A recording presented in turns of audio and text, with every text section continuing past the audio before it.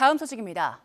윤석열 대통령이 북한은 핵 선제 사용을 법제화한 비이성적인 집단이라면서 우리나라 선거 개입을 목적으로 접경 지역 도발과 가짜뉴스, 또 사이버 공격에 나설 거라고 예상했습니다. 윤 대통령은 2년 연속 중앙통합방위회의를 주재하고 총력 안보를 강조했습니다. 대통령실 취재기자 연결합니다. 조은지 기자. 네, 용산 대통령실입니다. 네, 북한이 어제도 순항미사일을 발사했죠. 연초부터 잇단 도발을 감행하고 있는데 윤석열 대통령이 강도 높게 비판했네요. 네, 윤석열 대통령은 녹색 민방위복을 입고 민, 관, 군, 경의 주요 지휘자들이 함께하는 중앙통합방위회의를 2년 연속 주재했습니다. 최근에 엄중한 안보 상황을 반영한 걸로 보이는데요. 윤석열 대통령은 북한 정권은 전 세계에서 유일하게 핵 선제 사용을 법제화한 비이성적인 집단으로 오로지 세습 전체주의 정권 유지를 위해 물불을 가리지 않고 민족조차 부인한다고 비판했습니다.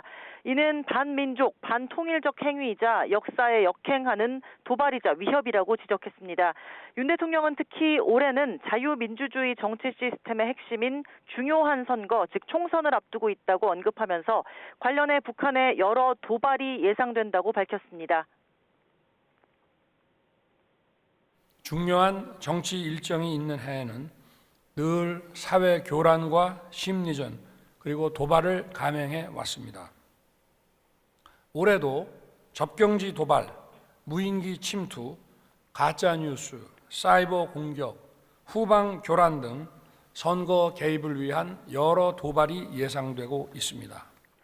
윤 대통령은 오늘 국토방위와 국민안전수호라는 기존의 전통적인 개념의 안보를 넘어 가치 안보를 처음으로 언급했습니다.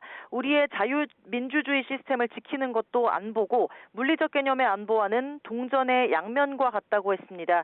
군이 방위를 책임지겠지만 안보 위기 때는 그래서 민, 관, 군, 경이 협력하는 국가 총력 대비 시스템을 강화해야 한다고 강조했습니다. 네, 윤석열 대통령이 총력 안보를 강조한 만큼 오늘 회의 대규모로 진행됐다고 봐야겠죠? 네, 통합방위회의는 적 침투와 도발 같은 국가 안보 위협 때 어떻게 대처할지 이것을 미리 점검하는 자리입니다. 그래서 부처별 장관들과 지방자치단체장, 국정원과 군, 경찰청, 소방청의 주요 직위자 등 170여 명이 한자리에 모였습니다. 국민 참관단, 그러니까 민간인 11명도 처음으로 참가했는데요. 지난해 10월 동해 목선 귀순 때 신속한 신고로 작전 성공을 이끌었던 주민 등 접경 지역의 국민이 윤 대통령 가까이 앉아서 눈길을 끌었습니다. 오늘 회의에선 북한의 도발 시나리오를 상정해 실전 대응을 맞춰보는 등 기존과는 회의 방식이 대폭 달라졌다고 합니다.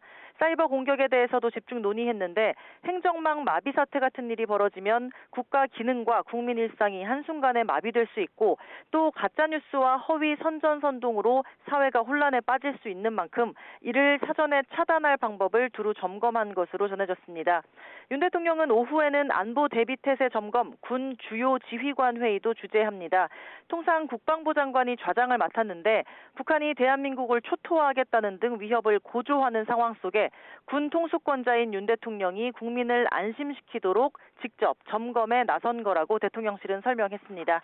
지금까지 용산 대통령실에서 YTN 조은지입니다.